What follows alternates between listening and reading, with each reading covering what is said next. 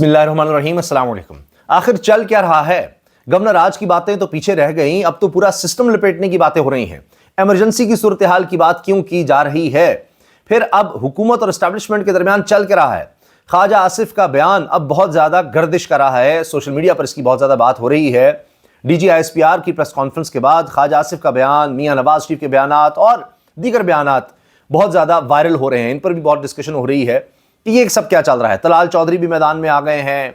फिर अब सार आलम साहब ने अता तारड़ को जिस तरह खरी खरी सुनाई हैं, बल्कि वीडियो चैट, बल्कि फोन चैट उन्होंने लीक कर दी है, बता दिया सबको कि जी क्या अता तारड़ ने को पैगाम भेजा था।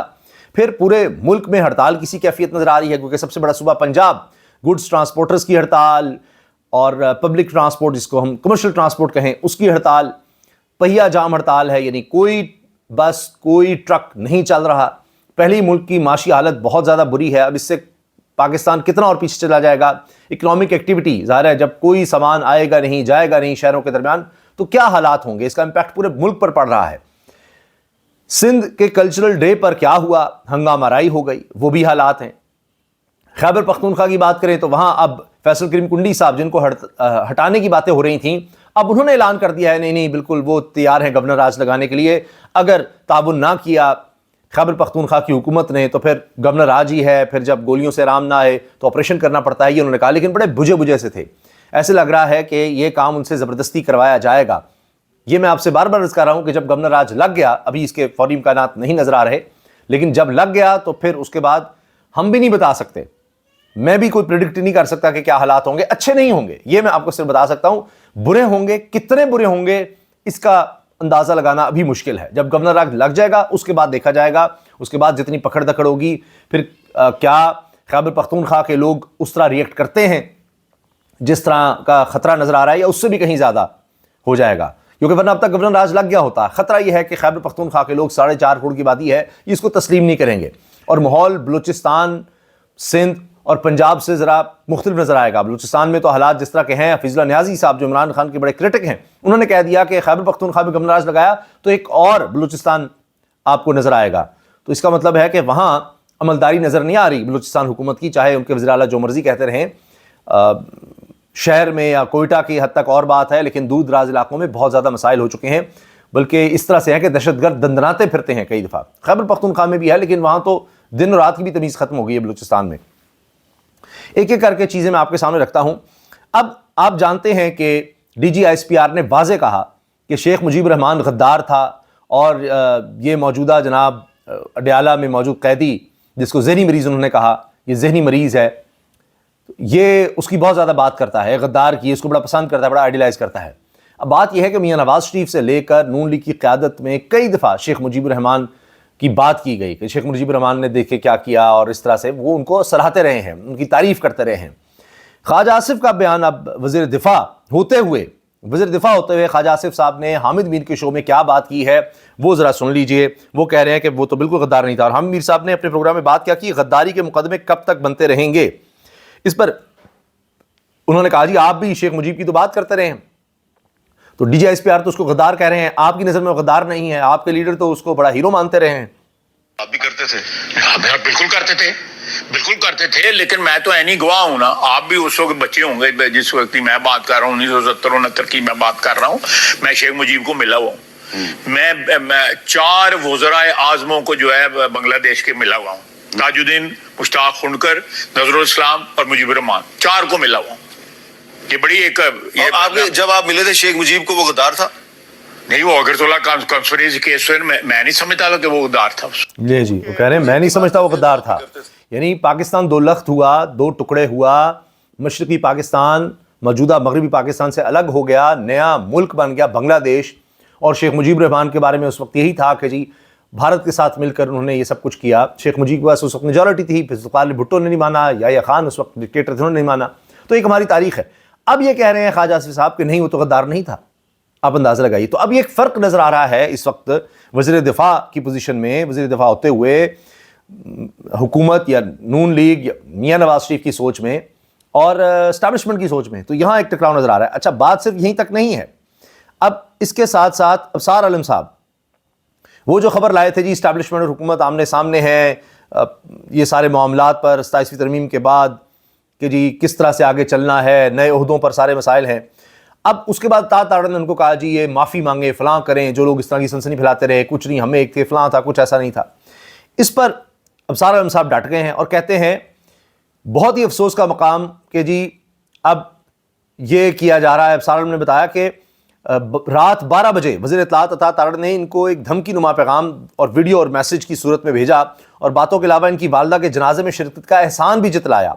ابصار صاحب کی اس سے بہت دل آزاری ہوئی. ابصار صاحب نے اس کے بعد تارڑ صاحب سے کافی سوالات کیے کہ یہ ایک بھی ڈی جی کی پریس کانفرنس کے بعد آپ کے اربوں کے بجٹ والے ڈیجیٹل سیٹ اپ نے کیا جواب دیا، کتنے ٹرینڈ چلائے، ان کی کارکردگی کیا ہے، کرپشن کی وجہ سے آپ کی منسٹری کے اداروں میں تنخواہ تک نہیں دی جا رہی، اور دھمکی مت دیں، عدالت لے کر جائیں، وہاں آپ سے بات ہوگی. یہ اب پوری انہوں نے بات کی ہے. کام کا ادب کا رشتہ ہے. ابھی ان کی والدہ فوت ہوئی، میں جنازے میں موجود تھا، ہم ان کے غم میں شریک رہے، ہم خوشی غم ایک دوسرے کی ہم بھرپور شریک رہتے ہیں. میں حیران ہوں کہ ابصار صاحب جیسا آدمی یہ بات کرے کہ سول سائڈ یہ کہہ رہی ہے اور ملٹری سائڈ یہ کہہ رہی ہے. یعنی آل کنجیکچر، کیا سرائیاں بھائی. سول سائڈ پرائم منسٹر ہے اور ملٹری سائڈ فیلڈ مارشل ہے جی. تو یہ آپ کو کون کہہ رہا تھا کہ جی سول سائڈ نے یہ کہہ دیا اور ملٹری سائڈ نے فلاں کہہ دیا. Very unfortunate. مجھے تو سمجھ نہیں آئی کہ لوگ اتنے جذبات کی رو میں کیسے بہ گئے کہ پورے ملک میں ایک ہیجانی کیفیت تاری کر دی. بڑے دکھ اور تعجب کی بات ہے کہ بہت سینئر لوگ بھی اس میں شامل ہو گئے اس بینڈ ویگن کے اوپر، اور انہوں نے جو درار ڈالنے کی کوشش کی. اور دیکھیے کلیئرٹی ہے، بالکل بالکل کریک ڈاؤن ہوگا. اسٹیٹ کے خلاف نیریٹو بنانا، ملک کے قومی سلامتی کے ادارے کے خلاف ایک بیانیہ بنانا اور اس کے بعد کہنا کہ جی یہ ہمارا فریڈم آف ایکسپریشن ہے، اس کے کچھ لمیٹیشنز ہیں. بالکل کریک ڈاؤن ہوگا اور بلا تفریق ہوگا. آپ نے ویڈیو کلپ سنا؟ یہ ابصار صاحب نے اپنے ویلاگ میں چلایا ہے. ابصار عالم صاحب نون لیگ کے بہت قریب اور اچھی طرح ان کی خبریں رکھتے ہیں، میاں نواز شریف کے قریب سمجھاتے ہیں. کئی دفعہ سفر کرتے ہوئے اکٹھے پیمرا کے چیئرمین لگائے گئے تھے نون لیگ کے دور میں، اور بڑی مشکلات کا ان کو سامنا رہا، بڑے مسائل کا سامنا رہا، ان پر قاتلانہ حملہ ہوا اور بڑی مشکلات ان پر رہیں.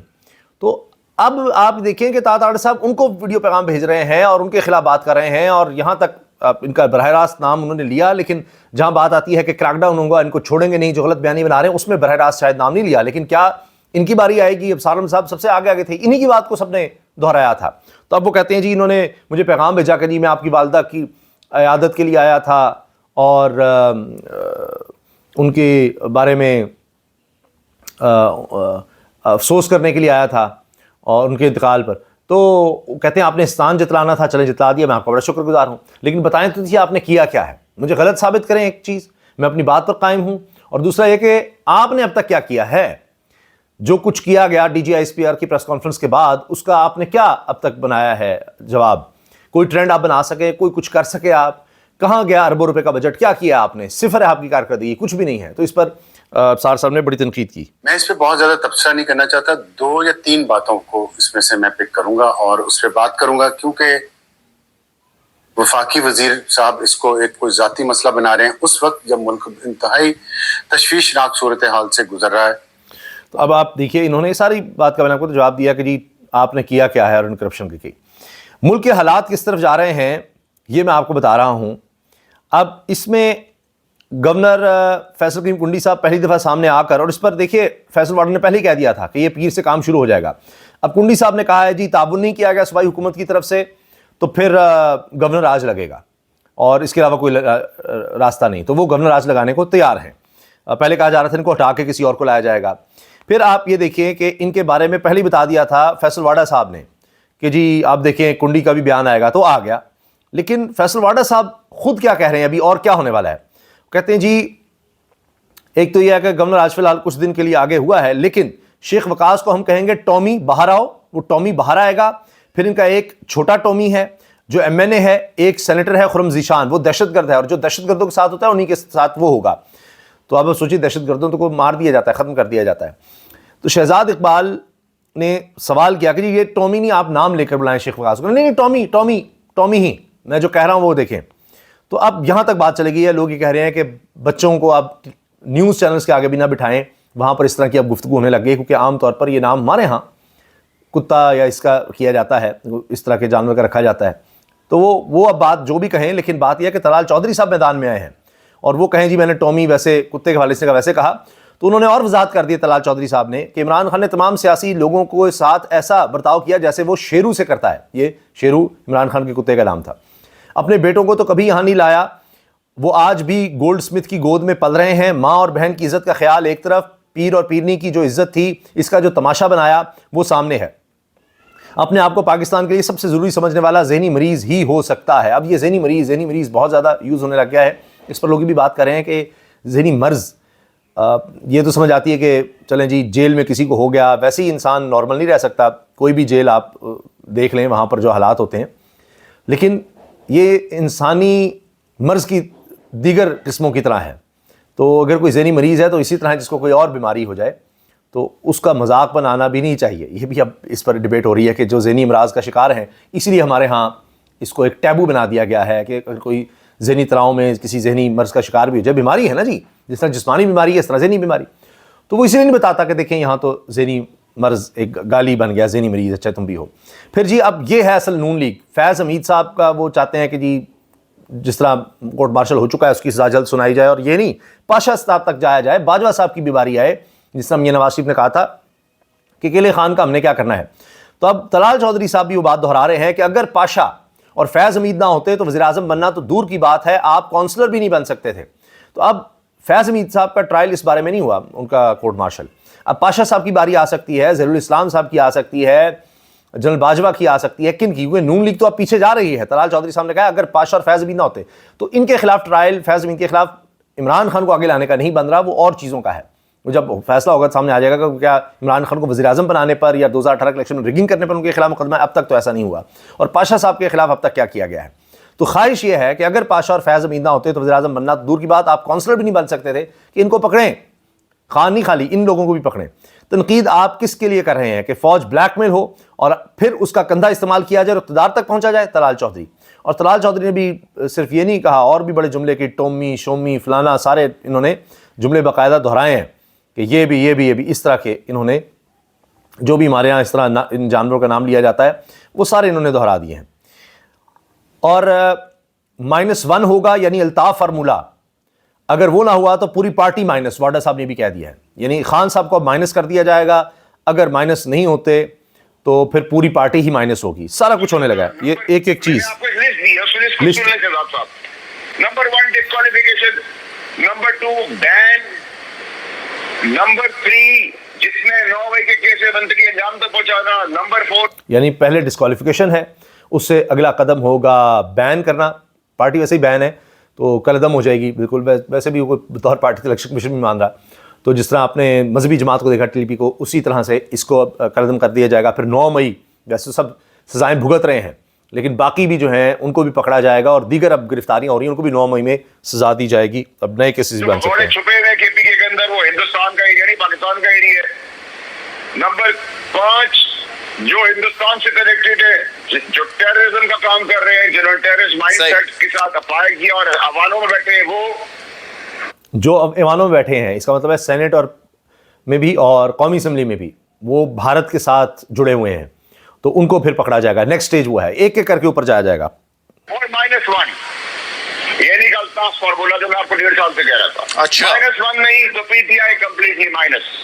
یہ ساری لسٹ آپ دیکھ لیں جیسے چلیں, مجھے موقع دیجیے گا میں اس پر آپ سے ذرا 2-3 سوال کروں, لیکن تو یہ باری باری ہوگا. لیکن ایک طرف یہ چیزیں ہو رہی ہیں اور دوسری طرف جس طرح واڈا صاحب خبریں دے دیتے ہیں, یہ تو باقاعدہ بتا دیتے ہیں نا جی کہ اس تاریخ کو یہ ہوگا, اب آگے یہ ہوگا, پھر یہ ہوگا, ایک ایک چیز.